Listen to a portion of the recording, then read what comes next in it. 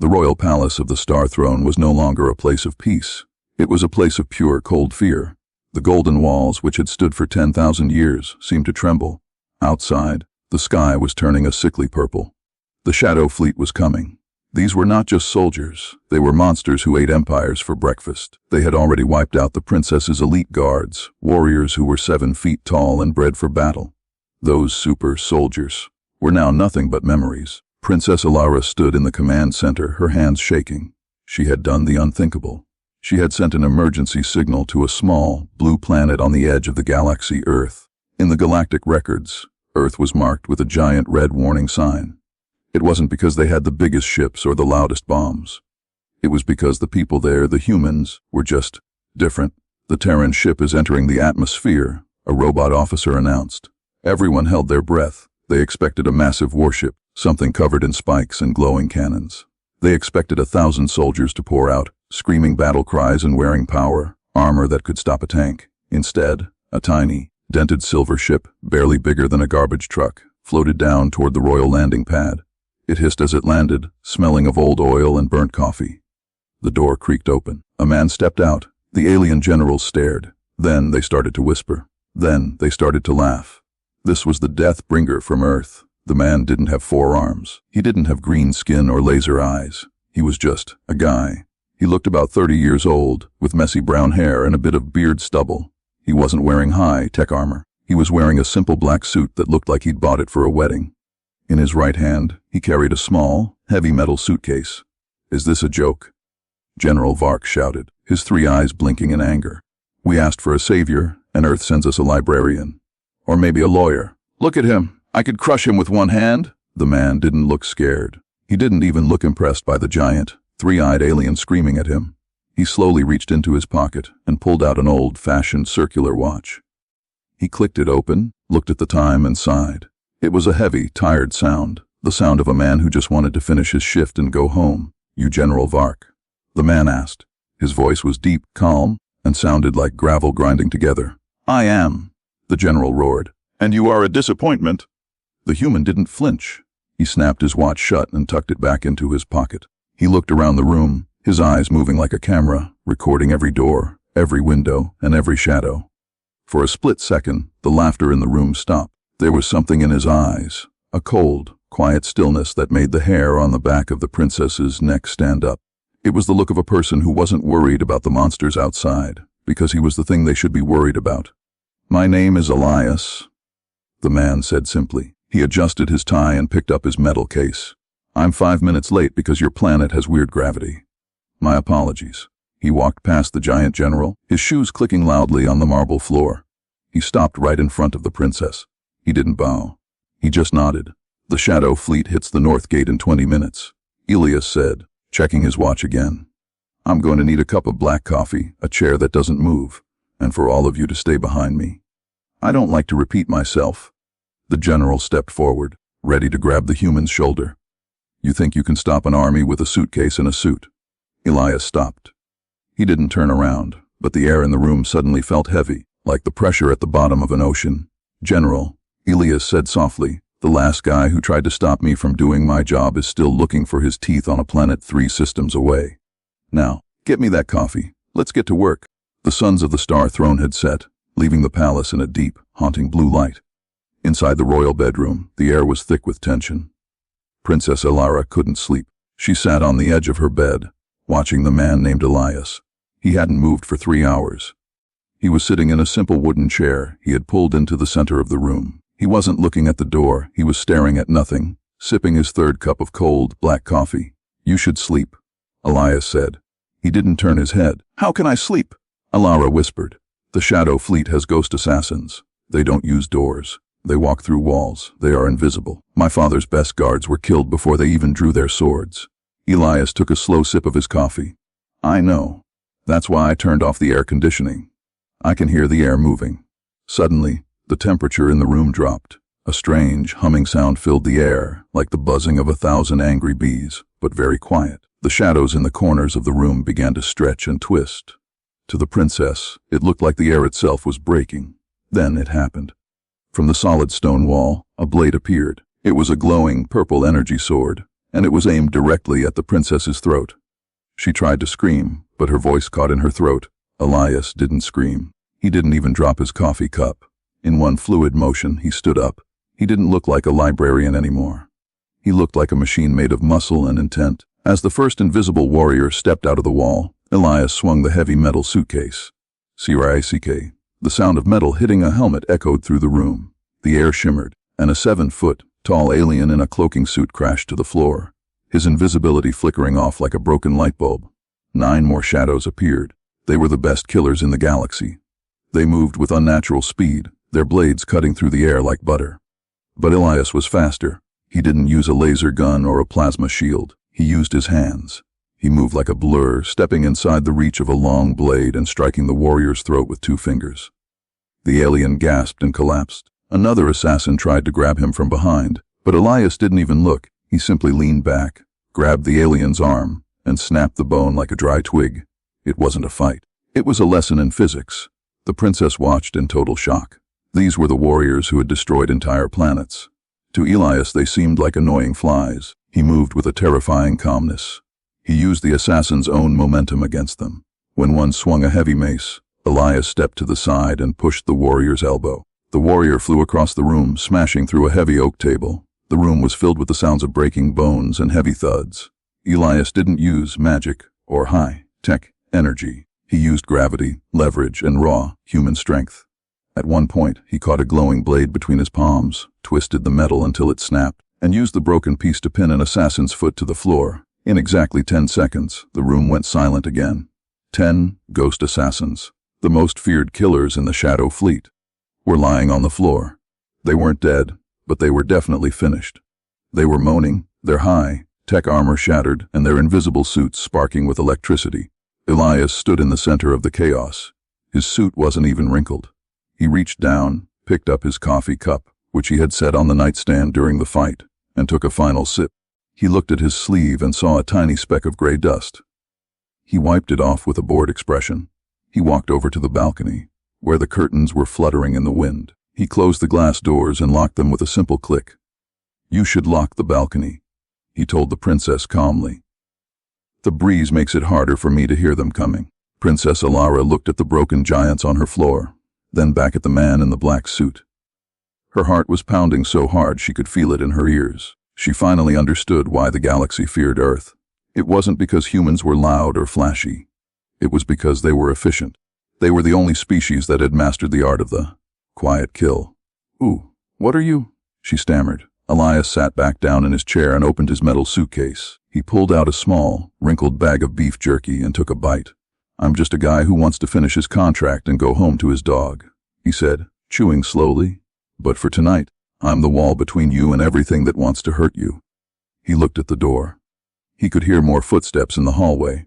Thousands of them. The real army was arriving. "Get some sleep, princess," Elias said, his eyes turning cold again. "The next part is going to get a bit messy." The morning sun rose, but it brought no comfort. The palace was surrounded. Thousands of Shadow Fleet ships hovered in the sky like hungry vultures. Inside the war room, General Vark was pacing back and forth, his 3 eyes bulging with stress. He looked at John, who was calmly cleaning his glasses, and then at the small, scratched metal case sitting on the table. "I don't understand," the general shouted, slamming his fist on a holographic map. "Our scouts say the Shadow Fleet is bringing out their world crusher cannons. We have energy shields, but they are failing. You sit there with no armor, no plasma rifles, and no backup. Why is Earth so confident? What is in that box? Is it a doomsday device? A virus?" John, the man the princess now knew as more than just a bodyguard, didn't look up immediately. He finished cleaning his glasses, put them on, and slowly pulled the case toward him. The room went silent. Even the princess leaned in, her breath catching. "You want to know why the galaxy leaves us alone?" John asked. His voice was low like the growl of a distant storm. "You want to know why, when a human ship enters a star system, the pirates run away?" He flipped the latches, click, click. The lid opened. General Vark pushed forward, expecting to see a glowing orb of power or a button that could blow up a sun. Instead, his 3 eyes blinked in confusion. Inside the case were a few old, heavy metal medals with faded ribbons. There was a small, cracked glass photo of a green and blue planet. There was a simple, rusted kitchen knife and a small jar of white powder. "This is it," The general whispered, his voice full of disbelief. Old metal and a picture of your home? This is your secret weapon? John picked up the small jar of white powder. This is salt, he said. On Earth, we put this on our food to make it taste better. To most species in this galaxy, this is a deadly chemical that burns through skin. To us, it's a snack. He then pointed to the metals. These aren't just for show. These are from the gravity wars on Earth's moon. We didn't use lasers. We used hammers and shovels because electronics fail in high radiation. You think your unbeatable gravity is heavy. My home planet has a pull so strong that your bones would snap just by standing up.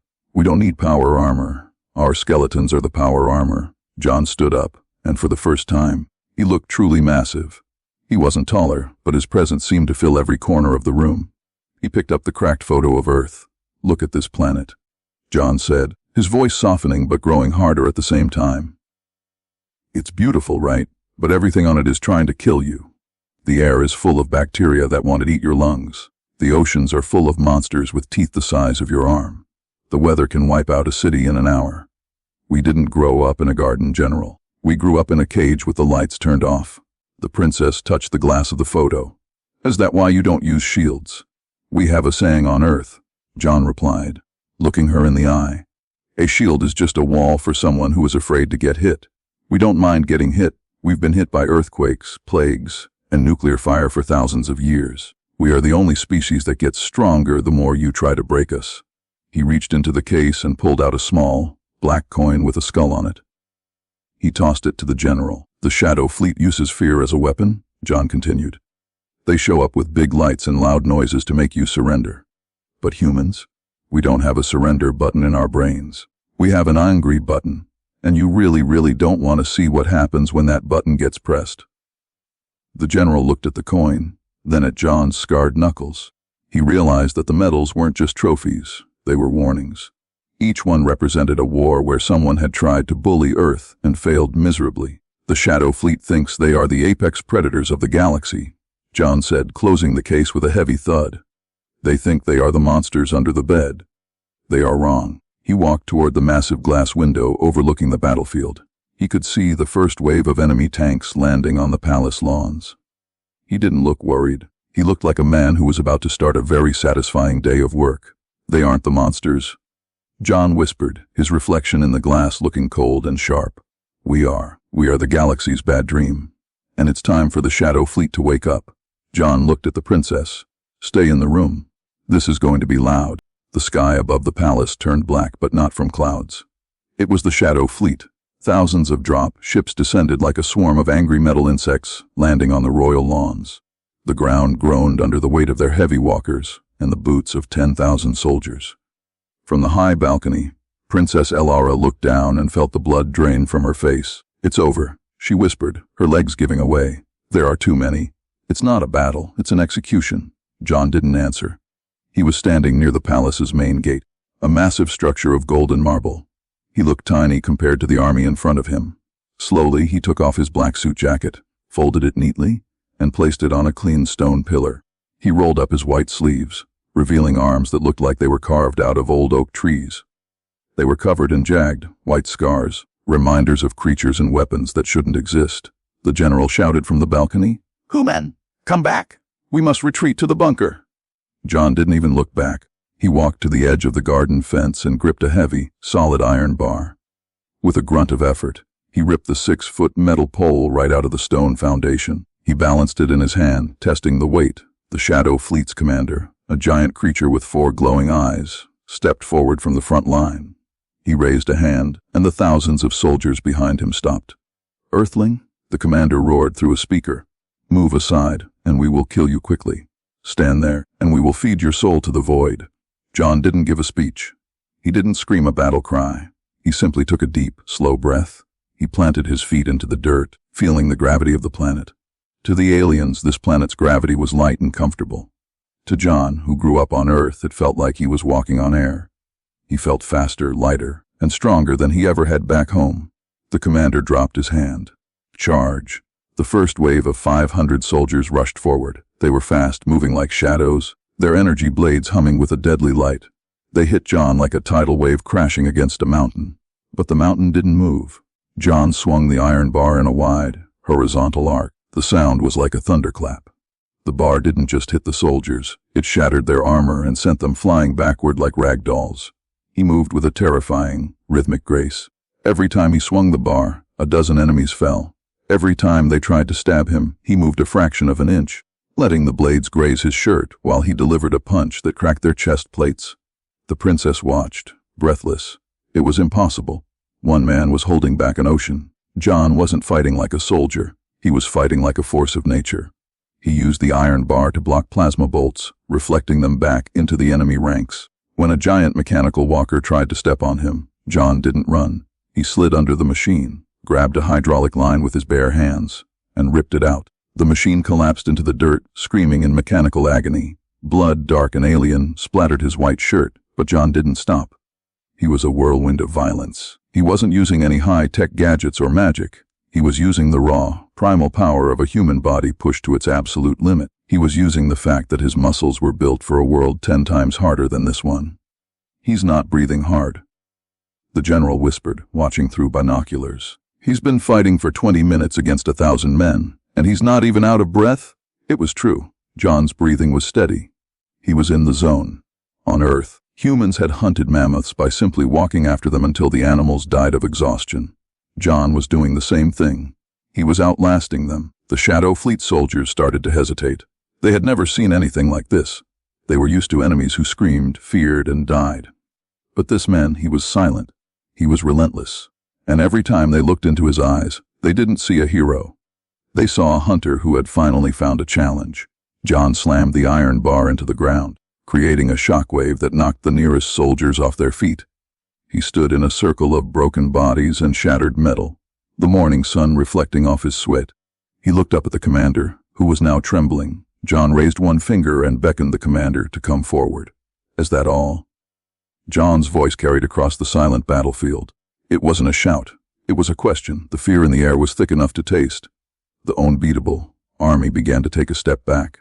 They realized that to reach the princess, they would have to go through the only thing in the galaxy more dangerous than a black hole's an angry human with a job to do. The smoke from the battlefield finally began to clear as the sons of the Star Throne reached their peak. What was left of the Shadow Fleet didn't wait for a formal surrender. Those who could still fly scrambled into their ships and tore through the atmosphere, jumping into hyperspace so fast they left scars in the sky. They didn't care about conquest anymore. They only cared about being as far away from Earth's librarian as possible. The palace grounds, once a beautiful garden, were now a graveyard of broken metal and shattered alien technology. In the middle of it all stood John. He was standing perfectly still, his chest rising and falling in a slow, steady rhythm. His white shirt was ruined, soaked in sweat and the dark purple oil of the Shadow Fleet's machines. He dropped the iron bar he had been using. It hit the stone with a heavy thang and rolled away, bent and twisted into the shape of a horseshoe. Princess Alara and General Vark ran down the marble stairs, tripping over themselves to reach him.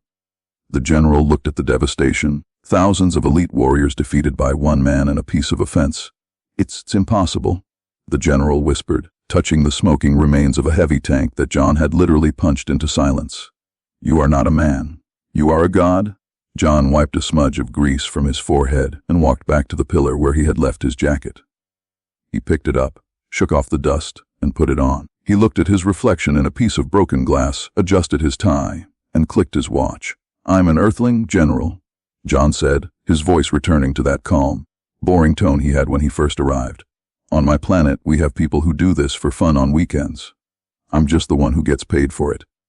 The princess stepped forward, her eyes filled with tears of gratitude. She gestured to the sparkling city behind them, a kingdom of gold, jewels, and ancient technology. "John, you have saved my people. You have saved my life. I have more wealth than 10 star systems combined.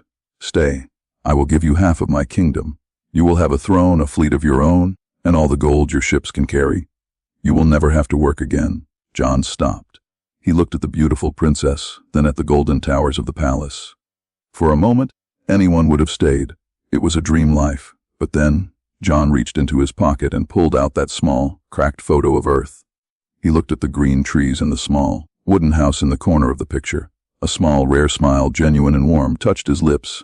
"It's a tempting offer, princess," John said softly. "Truly.